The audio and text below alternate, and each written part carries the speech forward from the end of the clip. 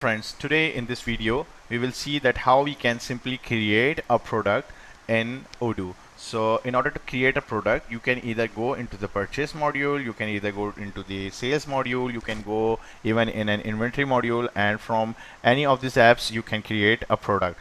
But if you do not know what is the menu and what is the navigation, so what you can simply do, you can just start typing product. So it will show all the relevant menus which are related to the product. So if you want to create a product from this, so I will just click here, so it will land me onto the product page. So here what we can do, we can just simply go into the new, so it will create a product. Before moving to create the product, we will just see that what we call this view. So in this view we see that some of the Kanban we can see. So here we have the Kanban view of these products. If we want to see the list view, so we will just click here, so it will provide us the list view of the available products. And if we want to create a new one, so we will just go here and simply click new. So once we click new, so it will show up this page. So here we can provide the name of the product. So for example, I would say printed mug. So now here we have option of can be sold or can be purchased, and can be expensed or rented. Now here in the general information, I can define the product type, either it is consumable, service, storable product. So basically we will be storing this product, so I'm selecting the product type as a storable product. Then we have invoicing policy, that when it should be invoiced, either on the ordered quantities you will have the option available for the invoicing, or should it be on the delivered quantities. So I will select this ordered quantities. So once you have ordered these quantities, you will be able to create the invoice for that. Then you can select the unit of measure. So here we have multiple options, so I'm just selecting units. So for example, you basically manage this inventory into units, but at the time of purchasing you may have the different unit of measure, so you can select the different unit of measure, but it should be of the same category. Then we can define the pricing. So for example, I would say that this have 100,000 pricing. Then we can provide the sale tax here. Then we can provide the costing. Now we can select the product category. So I'm currently using this one, and here under this product category you can configure the accountings. So once we click this, it will land me onto that category, and here we can see that we have used some accounting so that whenever this product will be moved from one place to another, or either it is purchased or sold, so it will have automatic GL impacts. So I'm again moving to my product where I was creating.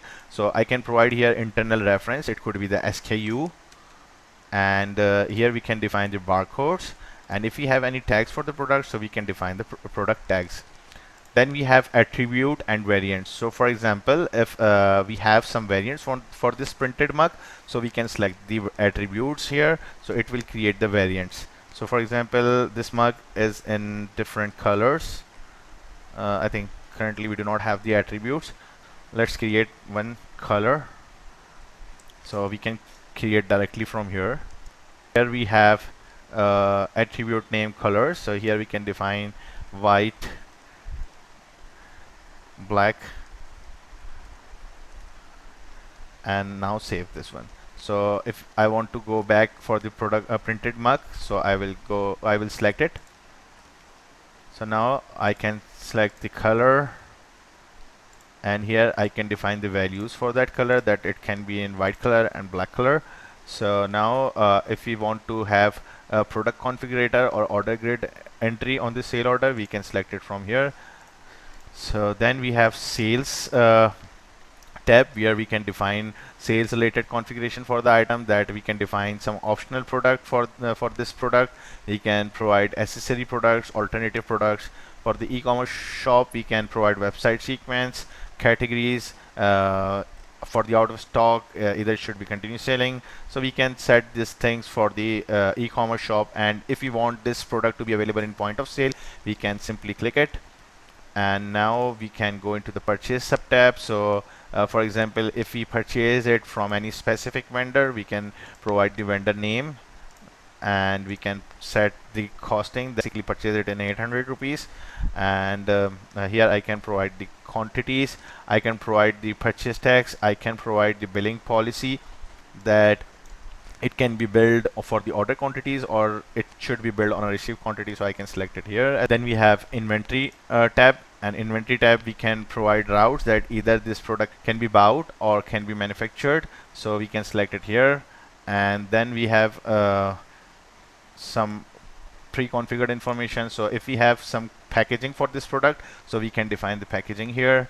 And if we want to manage description for receipts, delivery orders, and internal transfers, so we can define specific notes for this purposes.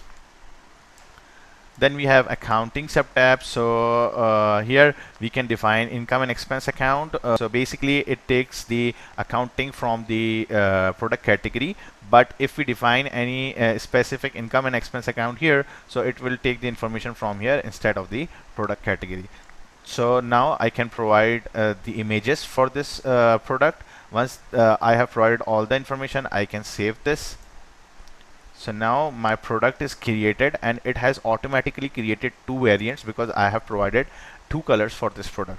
So now what I need to do, I can also set some reordering levels. So if I want to set reordering level for warehouse stock for this product, white one, so I can define it here. And again, if this product is manufactured, so I can create a bills of material for this product. So if I want to create a bills of material for this product, I can simply click here. So it will land me onto the bill of material page, and I can select the bill of material, and here I can define take the raw material as a component.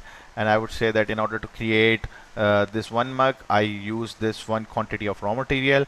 And if I want this raw material to be applied on a specific variant, so I can apply this, that this raw material should be applied on this variant. And for example, I'm using this raw material, maybe this FG can be called as raw material 2, and I want this raw material to be applied on this variant. So once I will manufacture the product, so it will take the product which is relevant to the specific variant. So once I save this, now the bill of material is saved and my product is ready for use in Odoo. So this is basically a very simple way how you can create a product in Odoo.